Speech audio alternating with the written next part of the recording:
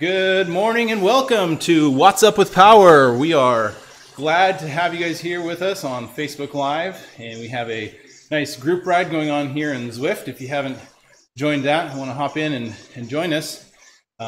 We have a very special episode for you today. We have a guest presenter, a Training Peaks certified coach who runs Data-Driven Athlete, and that is Mr. Nate Dunn. Welcome him here to the screen. Nate, how you doing? Thank you, Justin. Doing well. Yeah, so we are very happy to have Nate with us. He is I'd say a product of the sponsorship we've been doing with Training Peaks. Training Peaks has helped us make this connection. Training Peaks has been very nice to our viewership. They've even offered a discount code for viewers of the stream. If you decide you want to do Training Peaks Premium, using the code ODZ20 can get you 20% off of the Training Peaks Premium services. So if you, we do talk about some of their services. We talk about some of the other alternatives for those of you who may want to use a free service, but that is a great way to save on an awesome service. So Nate, why don't you tell us a little bit about who you are, how you got connected with Training Peaks, and what you do? Sure, yeah. Thank you, Justin, and the rest of the team ODZ for inviting me this morning. My name is Nate Dunn, and my coaching company is Data-Driven Athlete, and I'm out of Sacramento, California. And I coach cyclists and other endurance athletes, and I'm a Training Peaks Level 2 certified coach. So that's they have a different certification kind of levels that they have, and been working with Training Peaks software for probably the last 8 to 10 years now or so. And really excited to be here this morning and present a little bit on developing a training plan for you guys. Awesome. Thank you so much, Nate. Yeah, so we are 15 seconds until the group ride rolls here on Zwift. I will get that kicked off, and then we will toss the ball over to Nate, who's going to run the teaching section today. And then once we get to the questions and answers, I'll help moderate that. So the group ride is starting. Give us a couple seconds to just get the group formed here. For those of you in the game, we're rolling around 1.5 to 1.8 watts per kilo. So it's a real nice group ride pace. And without any further ado, we're going to pass it over to Nate, and I'm going to run the slides. So I'm going to click forward to your second slide right now. Sure. So we on a quick review or? Yes, a quick review is what's up on the screen. Got it. Yeah. So thank you guys again for having me this morning. I know you've been talking a little bit about some of the basic metrics in Training Peaks, so we wanted to review those really briefly. Some of you are probably more familiar with these than others, but wanted to touch on them really briefly. So we're going to be talking a little bit today really briefly about the Performance Manager chart in Training Peaks. And the Performance Manager chart is comprised of 3 primary metrics: ATL, CTL, and TSB. And ATL, also known as acute training load, is simply an estimate of your fatigue that you're carrying as a cyclist. Then we have CTL, or chronic training load, which we consider to be your fitness, and then TSB, training stress balance freshness. So if you're a little bit overwhelmed by all this power jargon, you can Google some of these terms. Training and Racing with a Power Meter, of course, is another great resource that you guys have been working through to kind of jump into that. Wanted to touch that briefly before we jump in today. So next slide, please. There you go.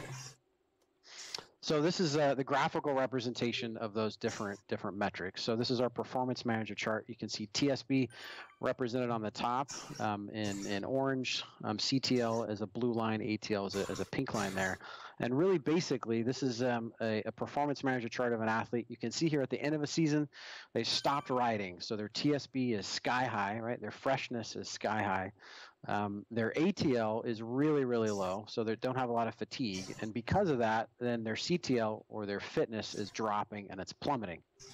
And then as we move through the season, you can see that ATL and TSB kind of switch places, right? So ATL jumps up, so fatigue is jumping up, and with fatigue comes fitness, right? So fatigue is driving that CTL increase as we progress through the year. And this is really just a snapshot of training stress as we progress through the year. So we're going to, again, come back to this again after we've talked about a few other concepts, but wanted to touch on it briefly. So next slide, please. There you go.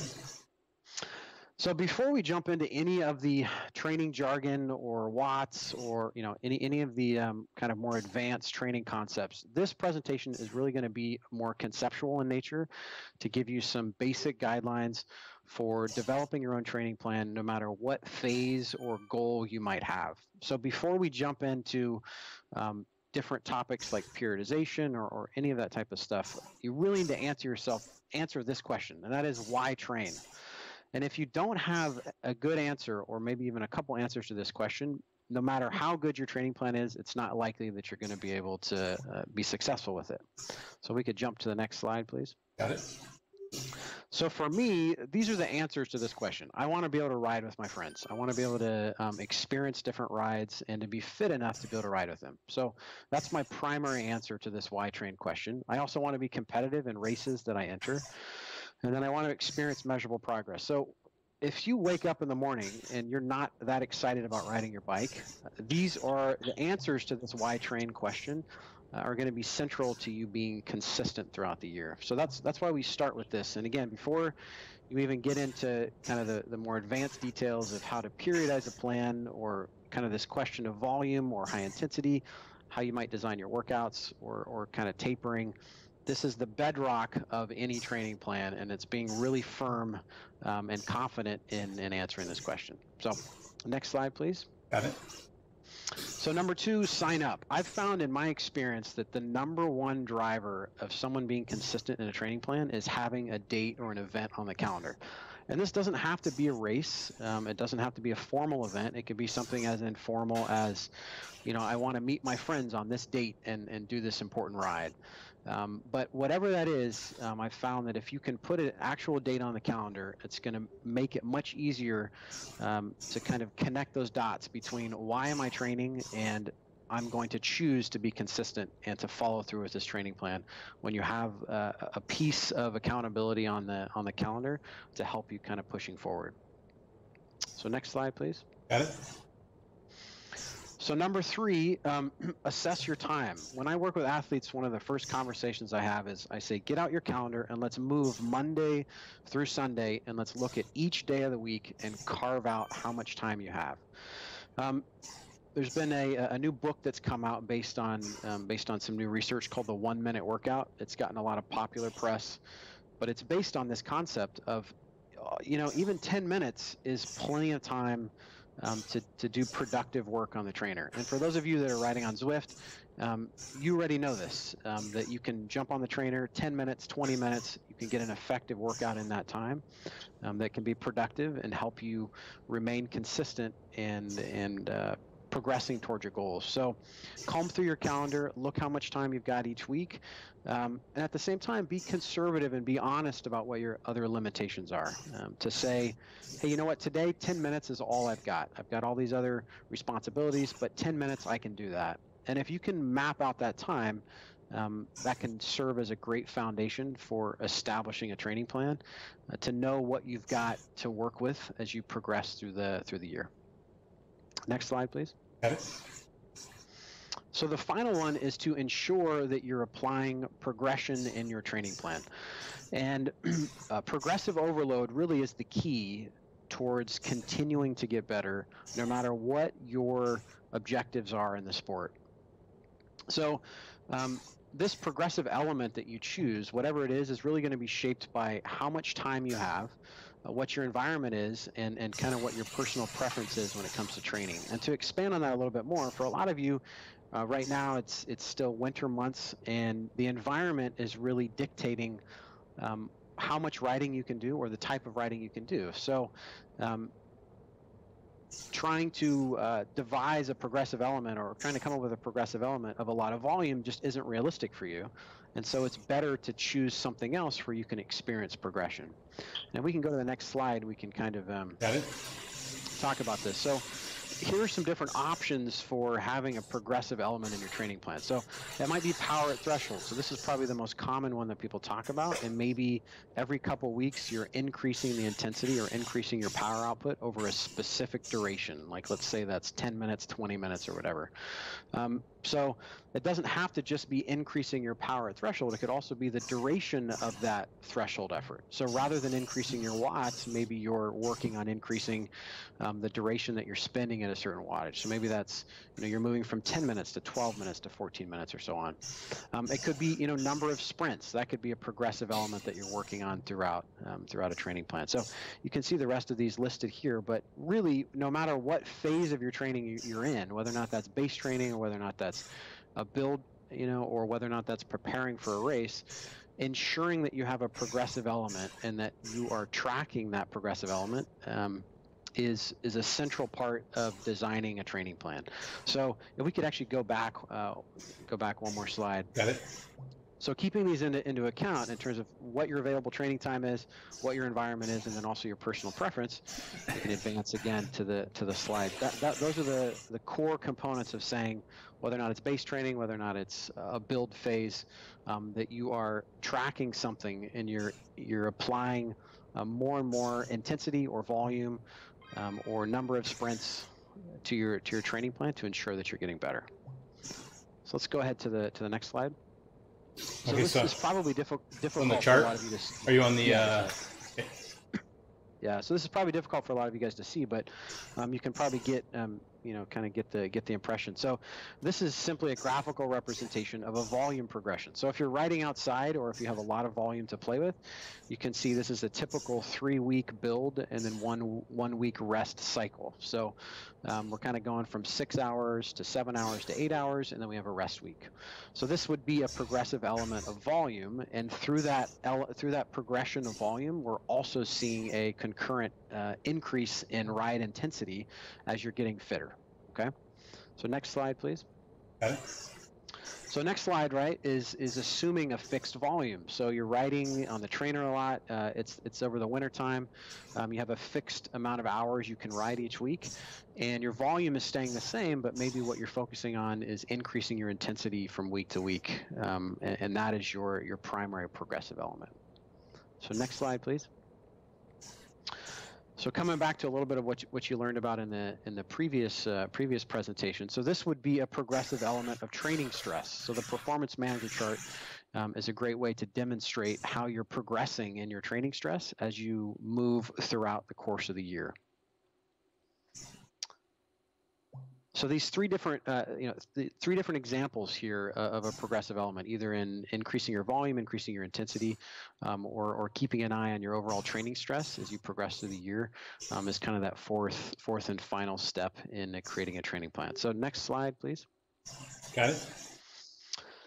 So this is actually getting a little bit into chapter 10 of training and racing with the power meter, but the kind of the final piece of this, right, is to track your progress. And this is another graph that might be difficult for you to see on the webcast, but this is simply showing the duration of 5 minutes, 10 minutes, 20 minutes, and 40 minutes normalized power and it's showing this athlete throughout the course of a season and answering a very basic question, and that is this athlete getting better over these primary power durations? And you can kind of see these trends here, maybe even briefly in the webcast. And you can see, okay, yes, we can answer that question, that this athlete is getting better, they're progressing, and so the training plan that they've been following has been effective for them. So whatever that progressive element that you're choosing, you want to make sure that you're tracking it and you're measuring it, and you can answer that question with objectivity and say, this training plan has been effective and I've been getting better, I've been improving, or it hasn't and I need to make adjustments or changes to my training plan. So don't just choose something to follow, or don't just choose a progressive element. Make sure that you're tracking it and using data to be able to answer that question objectively in terms of whether or not you're getting better. So next slide, please. So in summary, again, start with this question, why train? Write down these reasons, make sure that you feel really firmly. And at the end of the day, maybe you say, I don't really need to train. I'd rather just ride my bike, and maybe training, or maybe a more advanced look at a training plan, maybe that's not the best thing for me right now, and that's okay too. But if you're going to decide to create a training plan or follow one, you want to make sure that you can answer this question. So number 2, sign up for an event. Do it now. Go on your local association, find some events that are in your area, some fondos, some races, sign up for them. Assess your time. Be honest, be realistic, and take a look exactly how much time you have to train.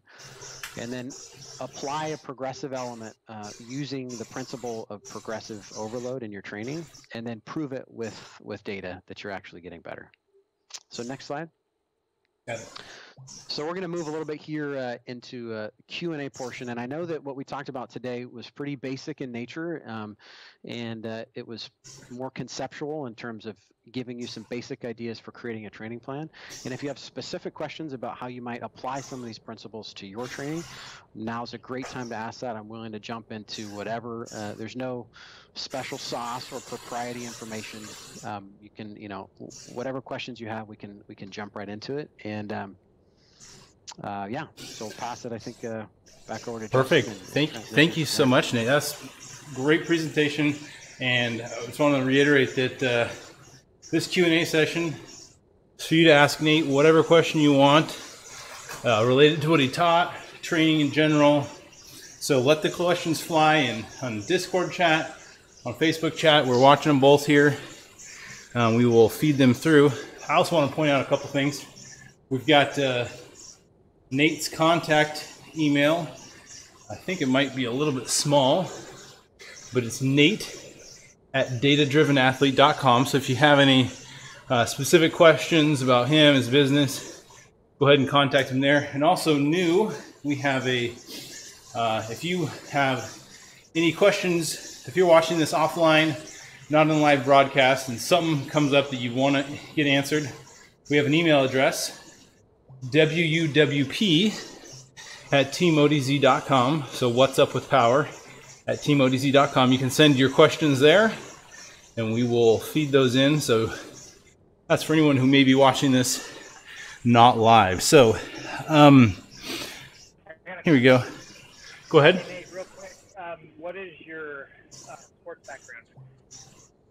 I'm sorry? What is your sports background? My sports background. Yeah, so I played sports throughout my life. Played. I think you said work background. My work background? No, I said sports. Oh, okay. I misunderstood the question. Sports. Got it. Sorry. No problem. So yeah, my background was in team sports throughout my life, and then as I began cycling later in life, getting more involved in cycling. I've been coaching now since 2010. So that's my cycling and coaching since 2010. Cycling since a little bit before that. So that's my my background in the sport. If that answers your question. Cool. Thank you. Yeah. All right. We've got a question coming in from Facebook. It says, Nate, what are your thoughts on missed workouts and reorganizing a week on the fly? I try to train for triathlons, and I find life with 3 girls and a wife can get in the way of training. Yeah, so I think to best answer that question in terms of missed workouts is really about what the overall volume or the overall available training time you have during the week. So if you have a lot of training time, which it sounds like you don't, but let's assume that you have a lot of training time, I think it's much more appropriate to, I guess you could say, quote, make up a workout and to say, hey, I missed that workout yesterday, and so we're going to shift that to today, and I can still get in kind of that planned workout. But in a case like yours, where you have a really limited amount of training time, I think generally it makes the most sense to not try and make up workouts and to shift to kind of focus on maybe two key workouts for the week. So you might say, you have a key workout on the weekend and you have one key workout during the week. And to say, okay, if I'm going to miss workouts during the week, I'm basically going to shift these workouts around to ensure that I'm still getting these core workouts no matter how much time I miss. So if I have scheduled 5 days on the calendar and if I'm only going to be able to hit 2, then I can still hit these 2 core workouts. And that's generally the approach that I follow with athletes, is to kind of identify the most important workouts that we have for the week, one a weekend workout, one during the week, and no matter what happens, to kind of shift that workout to make sure that we're hitting that one, as opposed to, let's say, stacking workouts or saying, hey, I missed yesterday's workout and so now I've got 2 workouts to do tomorrow. I don't think in general that's a good idea for someone who's has a limited amount of time to train. Awesome answer. Thank you, Nate. All right, we have another one coming at you from Facebook. This time it's Brad Curtis. Says, do most people use trainers when they're living in an urban area and it's very difficult to get a 20-minute effort in without stoplights? What's your experience on that, Nate? Yeah, so actually in general with athletes that are primarily riding on the trainer, I try and keep their sustained efforts to 10 minutes or less.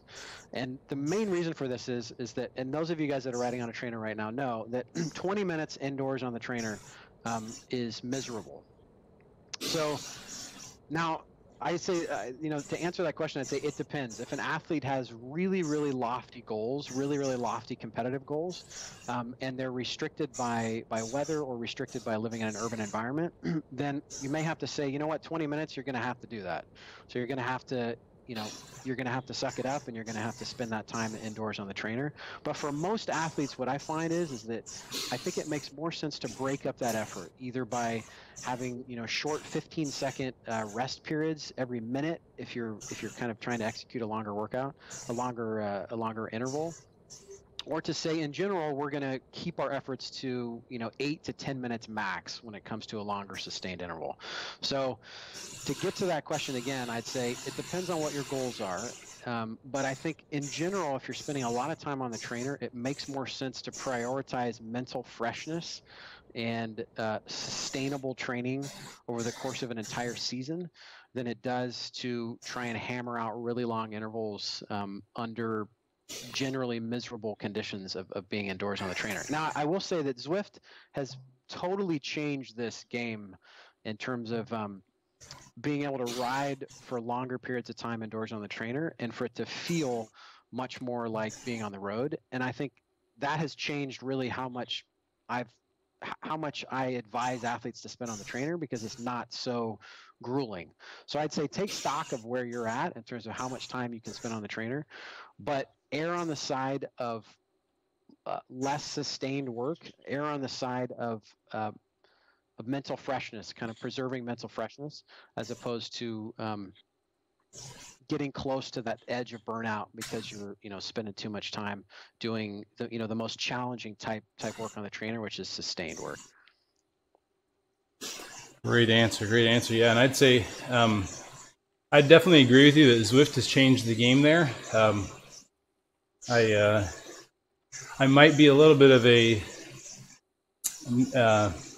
not perfect use case here, but like yesterday I did 3.5 hours on Zwift, and on Monday I did 3 hours. So yeah, Zwift definitely, and that included 3 20-minute long SST efforts. So Zwift has definitely changed the game there, but that may not be for everyone. Yeah. So Justin, in your case, that's a part of the conversation, is to say, how much do you enjoy being on the trainer? You know, kind of try and flush that out in terms of, if you came to me and you said, hey, I enjoy riding for 3 hours on the trainer, my first response would be, you're crazy. My second response would be, let's work with that. If that's something that you enjoy and it works, then let's have at it. Let's go 20-minute efforts, you know, whatever it takes. But, and you know, what I found, and maybe that's because I'm in California, but what I found is that for most people, multiple 20-minute efforts is going to do more harm than good when it comes to their longevity throughout the course of the rest of the season, and still being enthusiastic about training once the weather gets better. Yeah, yeah. Good point. And that is a valid point, that you don't want to burn out. Yeah. It's a good point. I think we might be having some dropped frames on the live broadcast, so don't worry, we have a full high quality recording we will get up on YouTube. But let's see, we got a couple more questions coming in here. I am doing the Zwift 8-week race prep workout. This comes from Luke Pedersen. It will end a week before a 30-mile fat bike race in the snow in northern Wisconsin. What would be a good thing to do the weekdays before the race? The race is on a Saturday. So in general, I would say it depends on what the volume progression of that plan is leading up to that. So I don't know if I can ask a follow-up question to that, or if that's just coming through. It'll be a minute delay. Okay. So I would assume that the plan is probably taking into account kind of a brief taper as you're approaching your final event. But to give you some general guidelines about that taper period, which is what you're asking about, you want to maintain intensity of your effort while reducing the volume. So let's say if you've been executing, let's say maybe 8 hours of training leading up into your target event, then a very general basic guideline might be to reduce your volume to somewhere around 4 to 6 hours before that final event, while maintaining the intensity of your previous training. So that gets into a larger discussion about kind of how to taper before events. And the best answer to that question, can be it depends in terms of what you've been doing in the past. But again, to give you a general kind of guideline, if you've been training a ton, then you'll want to taper more for that event. So if you're training at a very high training volume, then you'll want to taper more. If your training volume is low or moderate, you might not really need to taper your volume at all, and you might be actually best served going into that event, maybe just with a couple days of rest. So hopefully that gives you enough to kind of go forward, heading into that fat bike event. Awesome. Yeah, I'd say if that didn't answer your question, Luke, I'd probably say you could probably contact Nate directly offline. So yeah, we've got. Yeah. If that doesn't answer your question, feel free to send me an email, nate@datadrivenathlete.com, and I'll be love to follow up with you further on that. So great. Okay. Question coming in from Graham Denny says, "Hi Nate, how does a training plan work if you have multiple objectives that can stack up?"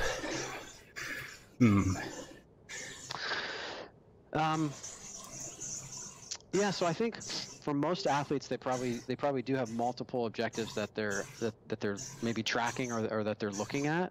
I would say in general, maybe limit the number of objectives that you're targeting during a specific period. So, or I guess another way of saying that would be generally when you're moving through a training plan, your objectives are pretty comparable. So if you're moving through a base period, maybe that, some of those objectives are to improve your aerobic fitness. And how do you improve, how do you measure an improvement in aerobic fitness? Well, maybe that's a measurable increase in your power at threshold. And so maybe some of those objectives are pretty tightly clustered. So in one of the slides, I was demonstrating how to track your progress. And we were tracking 5-minute, 10-minute, 20-minute, and 40-minute normalized power. So those are roughly targets that are going to be contained in the same roughly the same kind of block or period of your training. So I would say, to answer your question, I would say try and keep your training objectives pretty singular or grouped together pretty tightly, to where the training that you're doing is serving to achieve objectives that are matching your training, which should be pretty similar to what your training is. So I'm not sure if that answers your question. And again, if it didn't answer your question that well, feel free to follow up with me, via email or whatnot. Okay, we've got at least two more here, and we've got about 3.5 minutes left. So Ian Curtis says, if you only have time for 2 workouts in a week, what should those concentrate on? So it depends. So I'm going to assume that maybe you have 45 minutes for each of those workouts. And this gets to this question of kind of high intensity training. So if you only have 2 workouts to do, the simplest rule should be is that you're going to be riding really hard over the course of those 2 workouts. So assuming that you have 2 workouts to do, I think if I had an athlete with 2 days or 2 workouts, I'd probably have one of those workouts be sustained threshold type efforts.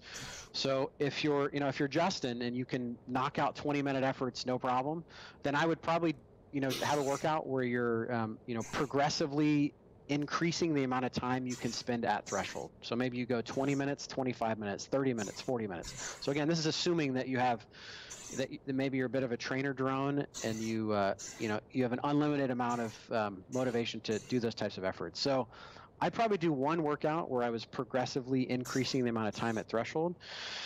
And then for the other workout, I'd probably do high intensity sprint interval training. So I would, you can follow up with me again via email, or you can, look around online for different types of sprint workouts.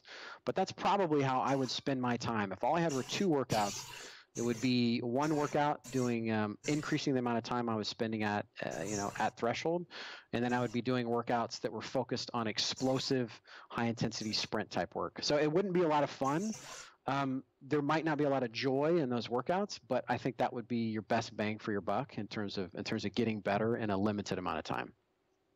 Awesome. Perfect. Thank you, Nate. Next question will probably be our last one before we wrap up, from Carlos Valadares. Nate, what is a realistic projected FTP improvement on your 8-week, 8 hours per week base training 1 program, beginning with an FTP of 208? So another it depends question. So, and you can understand how this would be. So, if you've been training a lot and your FTP is at 208, then you wouldn't expect, or you would expect a smaller improvement over the progression of 8 weeks. If you have just begun improving, or if you've just begun training, and your FTP is at 208 over 8 weeks, you could expect a significant improvement. So, I mean, to give you some hard numbers, I've seen people improve over the course of 8 weeks that just started training that can put as much as 40 watts on their FTP. So that, again, that's at the very high end of someone who hasn't been training a lot. They've just begun to introduce a lot of really focused training, and so they see really, really big results. If you've been training pretty consistently, or if you think you've been following a good training plan, then over the course of 8 weeks, an improvement of maybe 15 watts might be much more realistic. It might also be, an equally really significant improvement. So it depends on what your training status has been leading up into that. In terms of I think where your ceiling is in terms of what you could expect over the course of 8 weeks. Awesome. I think that is spot on. That it matches definitely what I have experienced. So the time in the group pride is up. Nate, if you have any further questions for Nate, contact him at nate@datadrivenathlete.com. You can also just Google Data Driven Athlete. You'll find him. If you have any questions that you wanted to get followed up, maybe weren't necessarily for Nate, you can contact us at wuwp@teamodz.com. We'll follow up with you there. And if you've liked the content here on the channel, remind you to hit like, follow us. We've got lots of good content coming, including later this afternoon at 3:30 p.m. Pacific or 6:30 Eastern. We have a ride called the Skills and Drills Ride, sponsored by Castelli, where we teach you the racing tactics. So Ian Murray leads that ride. It's an awesome event, led through Discord. He talks you through all sorts of different racing skills and drills and practices them. So go ahead and check that out. Smash that like button if you like the channel, and we appreciate so much having you on the channel here, Nate. Thank you so much for your time, and we look forward to getting more great content. All right, everyone, we are signing off. Thank you so much. Thank you.